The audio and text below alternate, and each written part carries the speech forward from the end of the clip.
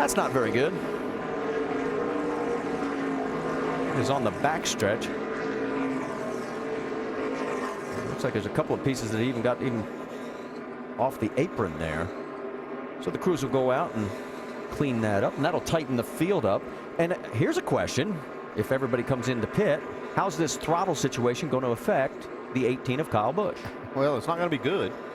I don't know exactly how it's going to affect. He might be able to pull that thing back with his toe as he's coming down pit road. So be interesting to see how it works. And they may even try to work on it. They may take this opportunity to work on the throttle. Yeah, and we've probably run enough laps now that most people are looking at 4 tires here, Andy. Most of them will, but you might see some 2 tires, though. All right, let's listen on Kyle's radio. All right. FYI, gas pedal came back to me. I don't know what happened. It's back. Normal. Okay. Thanks for hanging in there, bud. We'll figure out what's going on. I don't know if there's a piece of rubber that got stuck in or on something in the cable mechanism or what. Well, that sort of answers that question. Let's go to Vince. Well, the 31 of Jeff Burton, as Andy said, he just doesn't have any rear end security. It's a little too loose on entry and then tight in the middle. They're going to take the wedge out that they had put in before and make a track bar adjustment. Jamie. Little bit loose is the call from Mark Martin. 1 round down on the track bar. Air pressure adjustment back in the left rear. Dave? So now for Kyle, the leader. Entry okay. A little tight in center, a little loose up. Air pressure adjustment for him. Jeff Gordon running second. They will make a 4-tire change. No changes unless they called for a late chassis change. And guess what? Kyle is going to keep the lead there, guys. Yes, he does. But look at Juan Pablo Montoya and Greg Biffle. 2 tires each. One picks up 11. Biffle picks up 8. Truex Jr. loses 4. And the complexion of the race changes again. There's Jimmy Johnson coming out with Clint Boyer right ahead of him. And right behind him, David Reagan. Let's show you what happened in the 48, because word is there was some contact coming out of pit road. See right there, Clint Boyer just on the outside of Jimmy, and then, oh, he gets kind of sandwiched right there. Looks like got hit from both sides. From Jimmy's view. Go, get to the grass. Outside one coming, outside one coming. That's your mark now. We'll have to wait and see if there was any contact between the fenders. You got hit in the right side door. I think you're fine. That's going to help our downforce there a little bit. Good job. Outside. More contact right there. I don't know if that's going to help his downforce any. Being optimistic. Well, you see the donut on the 33. That is Jimmy's tire on Clint Boyer's door. Stay with us. We'll go back to green. 2 elite backs lead their teams on ESPN's Monday Night Football as Chris Johnson and the Tennessee Titans take on AFC South rival Jacksonville, led by Maurice Jones-Drew. Titans, Jags, ESPN's Monday Night Football at 8:30 Eastern. Our coverage begins at 7 Eastern with Monday Night Countdown. It's served up by Applebee's. All right, we've got enough time here. Let's talk to the man running in 19th, our in-race reporter, Tony Stewart. Hey, Tony, Dale Jarrett, you have a copy? Yeah, bud. Well, it's been quite an eventful night already, and you're only 112 laps in, but they're getting your race car repaired and getting you back going? Yeah, they're doing a good job. Really proud of these guys in the Old Spice Office Depot team. They did a really, really good job of getting it patched up here. We're just trying to find our way back here. Hopefully we don't have any more dramas like what we had there earlier with the 39 and the 48 there, but we're clawing our way back slowly but surely. Okay, man, thanks for talking. Coming to the green. Thanks. And we can tell you the free pass went to the 83 of Reed Sorensen, so that means we now have 25 cars on the lead lap. We also had 4 waiver rounds: Travis Quabble, Robbie Gordon, Patrick Carpentier, and David Gilliland. And after the pit stops, Jimmy Johnson will restart in 15th position. Let's get an update from pit road.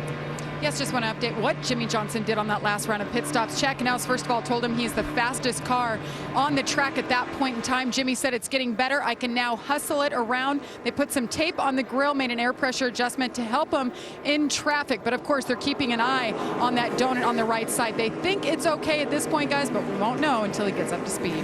Let's listen in on his radio. Well, like hell, man. Got back up to 14th, bud. You've been driving your butt off. You can do this, man. You can do this. We'll get you pulled out here on the next pit stop. Make sure we get everything right. All right, let's reset it for you. It'll be Kyle Busch up front. with Jeff Gordon alongside. You can see that Kyle's taking the high side. Montoya, Biffle, Logano, Martin, Burton, Hamlin. That is your top 8. And here we go, back to green flag racing on lap 115 at Charlotte.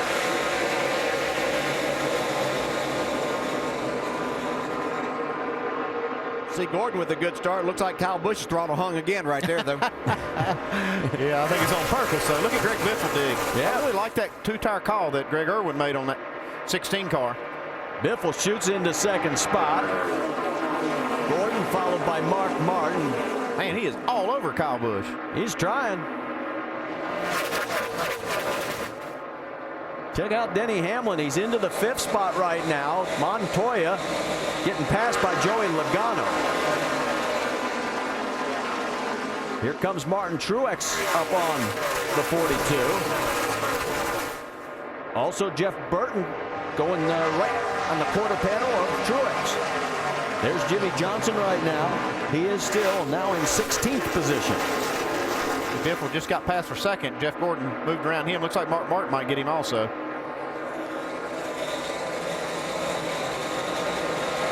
Biffle trying to keep contact with Gordon. See, here comes Martin down low. You think the 2 tires now might have been the wrong call? No, definitely the right call for that team right there, even though he's a little bit high, almost got the wall. I think it's good because he was back too far in this pack. He might lose a few spots, but I think this is going to be a net gain for him.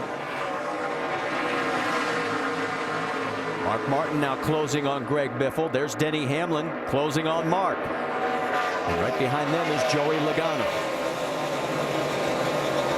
I'll tell you what, you saw Kyle just flying off in the distance. Speaking of flying, let's see how Jimmy Johnson can handle the 98 of Paul Menard. That is now for 14th position. Yeah, and that wasn't Chad Knaus just trying to pump Jimmy Johnson up, saying that, you know, they had one of the fastest cars on the track and things like that. He was really that fast. They've really made this car a lot better. Still has a lot of traffic to go through, though. Right side of your screen, Mark Martin takes over the 3rd spot from Greg Biffle. Left side of your screen, Jimmy clears Paul Menard.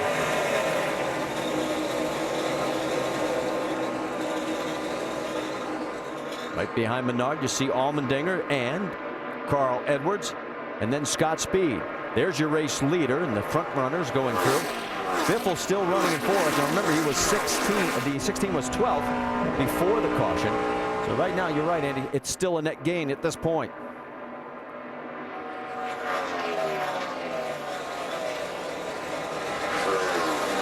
Everybody pretty much single file until you get very deep in the field. Here comes Hamlin taking a look down low on the 16. Won't get it done this time. We saw that a lot last night in the nationwide race. Yeah, we really did last night, and the draft was really a powerful effect. And we saw a lot of cars, you know, not able to clear each other, even for the lead. We saw Keselowski win the race, but just barely over Martin Truex. You see Biffle kind of gave that spot to Hamlin. He knows his car's a little bit faster. Greg just wanting to hang on here right now. You said, Andy, he's made up some spots here. Just wants to kind of stay in that buffer right there. Not going to race these guys too hard that he knows has 4 and that are a little bit faster anyway. Well, Denny Hamlin started 23rd in this race. We go on board with Joey Logano, his teammate at Joe Gibbs Racing, as Logano's now going underneath the 16. And can he clear him? Looks like he's got him.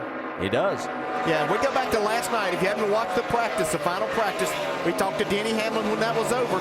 He had a big smile on his face. He was very excited about his race car with something they found late, and it's showing up right now. Well, let's talk about Denny. He will be our focus on our Gillette Pro Glide profile. And you can see where he started. He was all the way back to 36. Remember when he had to basically flat spot the tires to keep from getting into the spinning in front of him, and right now he's worked his way back to 4th. And I still go back to what he said on our countdown broadcast. I've learned from 5 chases, I'm not going to panic. It's all about the last 3. I just have to stay in contact until those 3. Doc? Marty, you're exactly right, and that's why he's doing what he's doing this year. He said last year I got so aggressive in the early part of the chase and I gave it away. I made mistake after mistake. This year, very conservative, very patient, very cautious. He said, I may not really run hard for the first 5. Although they talked to him this week, he decided, you know what? As good as we were in that last run and a half, the hour DJ was talking about, why not just turn it up tonight?